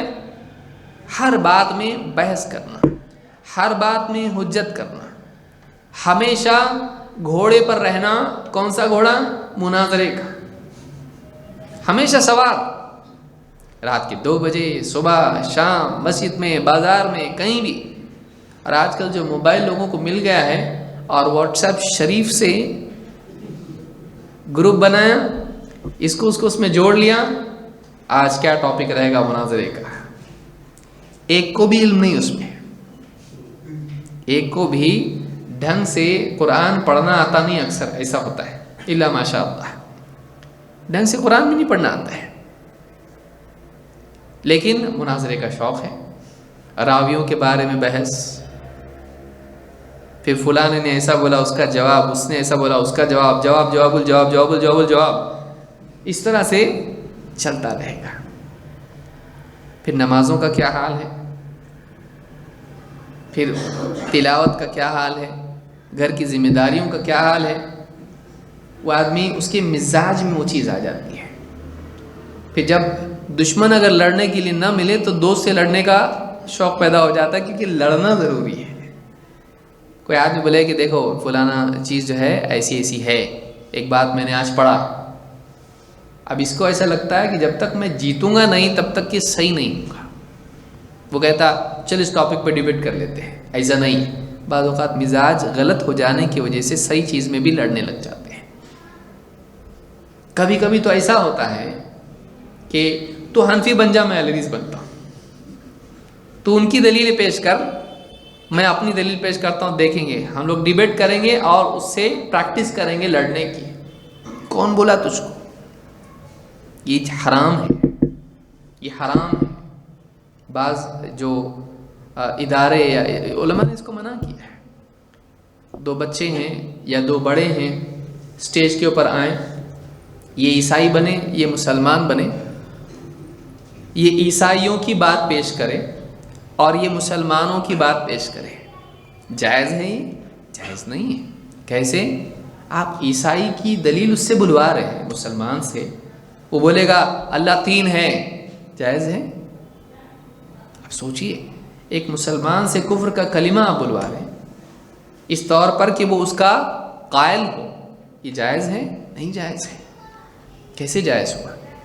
دوسری بات، اگر وہ ایسی بات بول دے اور سننے والا اس کو غور سے سن رہا، لیکن ایک ہی بات آپ سنوانا چاہ رہے تھے، وہ 20 سے مطمئن ہو گیا، جو کفریہ بات اس نے کی تھی اور مسلمان نے اس کو رد کیا، رد فیورٹ نہیں بنا، اس کا ڈاؤٹ فیورٹ بنا، تو آپ کیا کریں گے بتائیے؟ اسی لیے علماء نے کہا کہ شبہات لوگوں کے سامنے، عوام کے سامنے پیش کر کے پھر ان کا جواب دینا، اگر عوام میں استعداد نہیں ہے تو یہ بھی نہ کیا جائے۔ اگرچہ یہ حرام نہیں ہے کہ فلاں کا یہ کہنا ہے پھر رد کیا آپ نے، اگر عوام میں استطاعت اس کی نہیں ہے تو یہ بھی کرنا مناسب نہیں، جبکہ یہ جائز ہے، کبھی ضروری بھی بن جاتا ہے۔ اگر ایک آدمی اتنا اچھا رد کر سکتا ہے کہ پوری دلیلیں دے کر اور باطل کو واقعی باطل ثابت کر سکتا ہے تو ہی وہ شبہ پیش کر کے رد کرے، ورنہ کبھی کبھی ایسا ہو جاتا ہے کہ ڈاؤٹ، بدعتیوں کی کوئی بات پیش کیا اور اس کا جواب دینے لگا، ان کی بات زیادہ پاورفل دکھائی دیتی ہے اور اس کا جواب ڈھیلا ہوتا ہے، تو سننے والوں کو لگتا ہے نہیں ان کی بات زیادہ اچھی لگ رہی ہے، جس کا رد کر رہے ہیں وہ بات زیادہ صحیح لگ رہی ہے اور یہ رد کر رہے، رد مضبوط نہیں ہے۔ اس لیے کوئی آدمی جس کے پاس علم کم ہے وہ اہل باطل کا رد نہ کرے، لیکن سنتا کون ہے؟ سنتا کون ہے؟ لڑنے کا شوق جب آدمی کو آ جائے تو پھر کب وہ سنتا ہے علماء کی؟ ہاں علماء ہی سب اس ڈپارٹمنٹ کو اپنے پاس رکھنا چاہتے ہیں، مونوپولی ہے ان کی، علماء کی مونوپولی ہے۔ اگر تو اس میدان میں آئے گا، دیکھیے چاہے وہ کوئی بھی جنگ ہو، اس میں اگر انسان کے پاس ڈیفنس کا کچھ نہیں ہے، ایسا آدمی ہلاک ہوگا۔ آپ گدھے کے بھی پیچھے جا کے کھڑے رہیں گے، اگر آپ کا ڈیفنس نہیں ہے تو لات کھانی پڑے گی اس کی۔ بھائی وہ تو انسان ہے، وہ بدعتی ہے، وہ مشرک ہے، وہ کافر ہے، وہ غیر حق کا داعی ہے، اس کے پاس معلومات ہے، اس سے آپ بحث کرنا چاہ رہے ہیں، اس سے آپ بات کرنا چاہ رہے ہیں، اور میں ذرا بات کر کے دیکھتا ہوں، اس سے دیکھیں گے صحیح کیا اس کے پاس ہے۔ ہو سکتا ہے اس کا باطل تیرے دل میں بیٹھ جائے اور پھر نکالنے کی کوشش کرے، نہ نکلے۔ کبھی کبھی بھی بولتی ہے نا، یہ دھبا نہیں نکلے گا، یہ دھبا معلوم نہیں کس چیز کا لگا کے آپ کپڑے میں، یہ نہیں نکل رہا ہے، میں نے بہت دھونے کی کوشش، ارے ایسا کیسا ہوتا؟ دھونے کی کوشش کی، اس کو لانڈری میں بھی دے کے منگایا گیا، پھر بھی نہیں نکل رہا ہے، کیا لگا کے لایا آپ؟ کہاں بیٹھے تھے آپ؟ کس مناظرے میں بیٹھا تھا تو؟ کس مجلس میں بیٹھا تھا تو؟ یہ ایسا دھبا تیرے دل پر لگ گیا کہ اب اس کو دھونے کی کوشش کر رہا ہے، نہیں نکل رہا ہے۔ ہوتا ہے کہ نہیں ہوتا ایسا؟ ہاں، اتنے بھاری ہم لوگ نہیں ہیں جتنے ہم اپنے آپ کو سمجھتے ہیں، اس کے آدھے بھی نہیں ہیں۔ انسان کا ایسٹیمیٹ اپنے بارے میں جتنا ہوتا ہے، اس کی حقیقت اس سے بہت کم ہوتی ہے۔ وہ سمجھتا ہے نہیں میں پکا ہوں ایک دم، اور پکے لوگ ہی پھسلتے ہیں۔ نہیں میں بہت اچھا ڈرائیور ہوں، ایکسیڈنٹ ہوتا ہے نا۔ نہیں میں برابر دیکھ کے چلتا، پاؤں پھسلا نا چچا، ہوتا ہے۔ نہیں میں بہت سوچ سمجھ کے بولتا ہوں، زبان پھسلتی ہے۔ کوئی آدمی اتنا پرفیکٹ نہیں ہے بھائی، اپنے آپ کو ایسا نہ سمجھیں کہ میرا دل ایک دم کعبے کی طرح پاک ہے، اس میں کوئی باطل نہیں آ سکتا، نہیں ایسا۔ یہ 2 سوراخ ہیں نا، ہاں یہاں سے کچھ بھی جاتا ہے، اندر جا کے بیٹھ گیا، نکل باہر نہیں نکلتا، کبھی ایسا بھی ہوتا ہے۔ لہٰذا آدمی کو چاہیے کہ وہ اس طرح کے بحث و مباحثے اہل بدعت کے ساتھ نہ کرے۔ کہتے ہیں علم کلام، جدال اور مناظروں میں مشغول ہونا سلف کا منہج نہیں ہے، وہ مجبوری ہے، وہ آدمی کرے گا جو اس کی صلاحیت رکھتا ہو۔ دیکھیے سانپ پکڑنا ہر آدمی کا کام ہے۔ آپ کے گھر میں سانپ نکلا ہے، آپ کیا کرتے ہیں؟ پہلے تو چلاتے۔ آپ ہر آدمی کو پکڑنے آتا نہیں، گیا جا کے دم پکڑا اس کی، پلٹ کے کاٹا، مرا، زہر زبان سے منہ سے جھاگ نکلا، اور سب کو کلمہ پڑھنے کا بھی موقع نہیں ملا، سب کو دیکھا، کیا کروں، جا گیا۔ ایسا بھی ہوتا ہے، زہریلا سانپ تھا، اس نے بہادری دکھانے کی کوشش کی، گھر کی عورتوں کو امپریس کرنے کی کوشش کی، نہیں ہوا، گیا، یہ ڈپریس ہو گیا، گان، دواخانے جانے تک چھٹی۔ کیا کرنا چاہیے؟ نہیں آتا اپنے کو بھائی، سانپ پکڑنے والے کا اپنا ایک طریقہ ہوتا ہے، وہ کیا کرتا برابر، اس کی ٹیکٹکس ہوتی برابر، اس کو کیسے تھیلی میں لینا ہے وہ برابر لیتا، اس کی ٹریننگ ہوتی ہے۔ وہاں صرف بہادری کام آتی نہیں، اس کے لیے اس کا ایک طریقہ کار ہے، اس طریقے سے اس کو کرنا پڑتا ہے۔ خالی بہادری بھی چاہیے، لیکن صرف بہادری سے کوئی آدمی جنگ جیتا نہیں، بہادری کے ساتھ ساتھ اس کے پاس اس کا طریقہ کار بھی ہونا چاہیے۔ تو سلف کا یہ منہج نہیں ہے، بلکہ سلف اپنی پوری طاقت کتاب و سنت کو گہرائی سے سمجھنے اور ان دونوں پر عمل کرنے اور ان دونوں کی طرف دعوت دینے میں صرف کرتے تھے۔ نمبر 1، 2 اور 3 کیا ہے؟ نمبر 1 فہم، نمبر 2 عمل، نمبر 3 دعوت، یہ سلف کرتے تھے۔ آپ کا طریقہ یہ ہونا چاہیے، کوئی بدعتی آپ کو ملا، چل ڈیبیٹ کر، بحث کر، کون صحیح، تم صحیح کہ ہم صحیح، درگاہ پہ جانا صحیح کہ نہیں صحیح۔ بولا دیکھو بھائی، ہم اپنی بات بتاتے ہیں، یہ ہماری بات ہے، یہ ہماری دلیلیں ہیں، آپ قبول کرنا چاہیں تو کرو، نہیں تو مت کرو، ہم بحث نہیں کرتے۔ یہ بہت بڑی طاقت ہوتی ہے، یاد رکھیے۔ باطل باطل ہوتا ہے، حق حق ہوتا ہے، اس کا اثر ہوتا ہے۔ آپ یہ کہیں بھائی بحث مباحثہ تو میں نہیں کر سکتا ہوں، آپ علماء سے جا کے کرو، لیکن یہ کیسا لگتا ہے؟ کچھ جا رہا ہاتھ سے، کسٹمر جا رہا ایسا لگتا ہے۔ ہاں کیسے چھوڑنے کا اس کو؟ وہ انٹرٹینمنٹ اپنا مس ہوتا ہے جو ڈسکشن اور ڈیبیٹ میں ہوتا ہے، کہ تو بھی کچھ بولا، میں بھی کچھ بولا، تو بھی لڑا، میں بھی لڑا، تو یہ جو مزہ جو ہے وہ مزہ نہیں ملتا نا۔ اپنا آدمی علماء کے پاس کیسا بھیجنا ہے؟ تو آدمی کیا کرتا ہے؟ اسے بحث کرتا نہیں۔ سلف کا طریقہ کیا ہے؟ پہلا کام دین کو گہرائی سے سمجھنا، 2 اصل مکلف کون ہے؟ ہم ہیں، اس پہ ہم عمل لائیں۔ وتر 1 ہے کہ 3 ہے، بحث بحث بحث، کتنے دن ہوا وتر پڑھ رہا تھا؟ پڑھتا، پابندی سے پڑھتا۔ 2 قنوت کیا ہے؟ بحث ہو رہی، پڑھنے آتی؟ قنوت لازم ہے کہ نہیں؟ اللہم اہدنا ہے کہ اہدنی ہے، ہاتھ اٹھانا چاہیے کہ نہیں اٹھا؟ کتنے دن سے تو تراویح پڑھا؟ رمضان میں کتنی پڑھا تو نے؟ ہر رات پڑھا؟ وتر ہمیشہ پڑھتا ہے؟ تہجد 11 ہے کہ 12 ہے کہ 20 ہے؟ کتنی ہے؟ مناظرے کا چیلنج واٹس ایپ کے اوپر، تو تہجد پڑھتا نہیں؟ پہلے پڑھ، جس چیز کے لیے پہلے پڑھ پھر لڑ، ہے کہ نہیں؟ صاف بات یہی ہے، پہلے پڑھ پھر لڑ، تو لڑ رہا اور پڑھ رہا نہیں، کیا فائدہ؟ لہذا فہم، عمل، اور پھر کیا ہے؟ اس کی دعوت۔ آپ کا طریقہ یہ ہونا چاہیے کہ بھائی یہ دین ہے، یہ سنو، سمجھ میں آیا قبول کرو، نہیں آیا مت کرو، اور زیادہ اس میں ڈاؤٹس ہیں علماء سے پوچھو۔ ہمارا کام تم کو بتانا ہے، تم مانو گے اچھی بات ہے، نہیں مانتے کوئی بات نہیں۔ حجت اگر تم کو مجھ سے کرنا ہے، سوری، میں حجت نہیں کر سکتا بھائی، میں اتنا علم والا نہیں ہے۔ سب سے سیف آدمی یہ ہے بھائی میرے پاس اتنا علم نہیں ہے، اتنا میں بتا سکتا ہوں، میں نے جتنا سنا ہے، پڑھا ہے، سیکھا ہے، اس سے آگے ادھر جاؤ، کدھر؟ فلاں عالم کے پاس جاؤ، جو بھی عالم ہے ان سے پوچھو۔ اس میں آدمی کو کریڈٹ نہیں ملتا ہے ڈیفینیٹلی، لیکن اس میں آدمی فتنے سے بچتا ہے۔ جو آدمی بغیر تیاری کے پانی میں کودتا ہے، جس کو خود تیرنا نہیں آتا ہے، ہر آدمی کی ایک لمٹ ہوتی ہے پانی کی، کتنے فیٹ میں وہ تیر سکتا ہے، کتنے گہرے پانی میں وہ تیر سکتا ہے۔ کسی کو بچانے کے لیے پانی میں کودے گا، جب تجھ کو تیرنا نہیں آتا ہے وہ بھی چلائے گا، تو بھی چلائے گا بچاؤ بچاؤ، یہی ہوتا ہے اکثر۔ پھر کیا ہوا؟ دیکھیے گیا چیلنج، مسجد کے امام ہیں، ہمارے یہاں نئے امام آئے، وہ آمین نہیں بولتے ہی نہیں زور سے، اور ہم کو بھی منع کیا، خطبہ دیا آمین کے خلاف۔ میں جا رہا ابھی جمعہ کے بعد ان سے مل رہا ہوں میں، ٹھیک ہے، گیا وہاں پہ، اس نے بتایا دیکھو یہ حدیثیں بھی ہیں، فلاں کتاب میں یہ حدیث ہے، فلاں کتاب میں یہ حدیث ہے، اور تمہاری حدیث ہے اس کے بارے میں ایسا ایسا ہے، کیا بولنا ہے تمہارا؟ اب لگا رہا فون، عالم صاحب کو لگا رہا فون، اب عالم صاحب جمعہ کے بعد کھا پی کے سو گئے آرام سے. اب فون لگا کیوں نہیں اٹھاتے عالم لوگ, کیوں نہیں اٹھاتے عالم لوگ, عالم لوگ نہیں اٹھا رہے فون, عالم لوگ نہیں اٹھا رہے. تیرا کام تھا یہ, تو کیوں پڑا اس میں, کیوں گیا تو اوپر.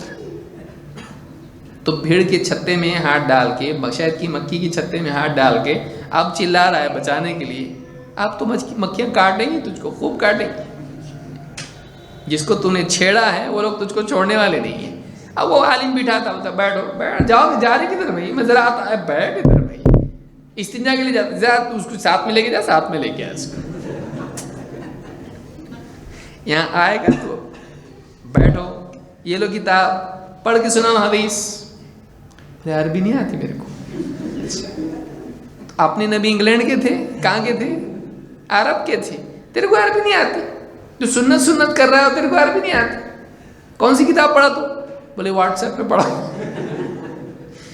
ویب سائٹ پہ پڑھا میں نے, انگلش میں. اچھا, انگلش میں پڑھ کے اسلام کی دعوت دے رہا تو عربی نہیں آتی تیرے کو. مدرسوں میں انگلش میں پڑھاتے کہ عربی میں؟ عربی میں. تو بولتا ہے نا مدینے کی نماز چاہیے ہم کو, کوفہ کی نہیں. مدینے میں کون سی انگلش میں نماز ہوتی؟ آپ کیا کرتے ہیں, 50 آدمی جمے ہوئے ہیں, 50 آدمی کے بیچ میں اس کے بدن پر کپڑے رکھے جاتے لیکن عزت پوری اتاری جاتی ہے. وہی باقی رہتا ہے کہ کپڑے بھی اتار کے اس کو گھر پہ بھیجا جائے. وہاں لٹ پیٹ کے ایک دم برباد ہو کے آتا ہے. آج کے بعد یہاں دکھنا نہیں, آئے گا تو یہاں آہستہ آمین بولے گا تو, اور اس سے لکھا کے لیتے ہیں سوری سوری سوری سوری, مجھ سے غلطی ہوئی, میں جواب نہیں دے سکا. مولوی صاحب نے جو دلیلیں دیے میرے پاس اس کا کوئی پوسٹ مارٹم نہیں ہے, اور میں مانتا ہوں کہ انہوں نے ثابت کیا کہ آمین آہستہ بولنی چاہیے. اب لکھا کے دیتے پورے, اس کے دستخط اردو میں, عربی میں, انگلش میں, جس میں بھی اس کو آتا پورے دستخط لیتے اور بولتے اب تو جا سکتا ہے. تو یہ حال ہوتا ہے اس آدمی کا جس کے پاس علم نہیں. تو بیچ میں کیا کرتا ہو, جب پھنستا تب عالم یاد آتا ہے. پہلے ہی اگر عالم سے بات کرتا, اوور کانفیڈنس, اپنے کو عالم کی کیا ضرورت ہے, میں نے یہ چیزیں پڑھا, اس کو معلوم رہتا ہے. آدمی جتنا کم جانتا ہے اتنا کانفیڈنس زیادہ ہوتا ہے اس کا. 2 لوگ ہوتے ہیں جن کا کانفیڈنس بہت ہائی ہوتا ہے. ایک وہ جس کو کچھ بھی معلوم نہیں, ادھورا معلوم, آدھا معلوم آدھا نہیں معلوم, اس کا کانفیڈنس بہت فل ہوتا ہے کیونکہ وہ آدھا معلوم دیکھتا ہے. ایک دم نہیں معلوم, اس کا کانفیڈنس نہیں رہتا, وہ ڈرتا ہے بھائی اپنے کو معلوم نہیں. تو یہ کیا بھولا بالا سیدھا سادہ ایک دم شریف آدمی ہے. دوسرا کیسا رہتا ہے, آدھا معلوم آدھا نہیں معلوم. تو اس آدمی کی نگاہ کس پہ ہوتی ہے, گلاس آدھا فل ہے, گلاس آدھا خالی پہ دھیان نہیں رہتا اس کا. تو بہت کیا رہتا ہے, وہ یعنی پازیٹیو رہتا ہے, بہت انتھوزیاسٹک رہتا ہے. تیسرا وہ آدمی ہے جس کا گلاس فل رہتا ہے, ایک دم اس کو معلوم رہتا ہے, ہر کونا اس کو معلوم ہے, تو برابر وہ جانتا. اس کا کانفیڈنس ایک دم, اس کا کانفیڈنس کیسا ہے, نالج اور کانفیڈنس. اس کا کیسا ہے, ہاف نالج ہاف اگنورنس اور کانفیڈنس. یہ آدمی پھنستا ہے, پھنساتا ہے, مرتا ہے, مرواتا ہے. دوسرے بھی اس کی وجہ سے مار کھاتے. اس کے ساتھ جو کتابیں لے کے گئے تھے وہ بھی مار کھاتے ہیں. وہ مناظرے میں تھے نہیں لیکن وہ بھی مار کھاتے ہیں. کیوں؟ اس لیے کہ اس کے ساتھ گئے وہ لوگ. لہٰذا یاد رکھیے یہ اپنا کام نہیں ہے. دین کا کام فیشن نہیں ہے, یہ فیشن نہیں ہے, یہ ہابی نہیں ہے, یہ ذمہ داری ہے. یہ ذمہ داری ہے. شوق آیا آپریشن کرنے کا کرتا میں, نہیں چلتا ایسا, اس کا نالج ہونا چاہیے. تو یہ سلف کا طریقہ نہیں ہے, بلکہ سلف کیا کرتے ہیں, اس کو ہم تفصیل سے انشاءاللہ آگے سمجھیں گے. دین کا صحیح فہم لینا, اس کے مطابق عمل کی کوشش کرنا, اور اس کی دوسروں کو دعوت دینا. دعوت تک ٹھیک ہے, آپ اس کے اوپر حجت بازی کریں, آپ کا فیلڈ وہ نہیں ہے. اگر آپ ایکسپرٹ ہیں کیجئے, نہیں. تو انشاءاللہ اس کو مزید ہم سمجھنے کی کوشش کریں گے اگلے درس میں. اقول ھذا استغفر اللہ لی ولکم.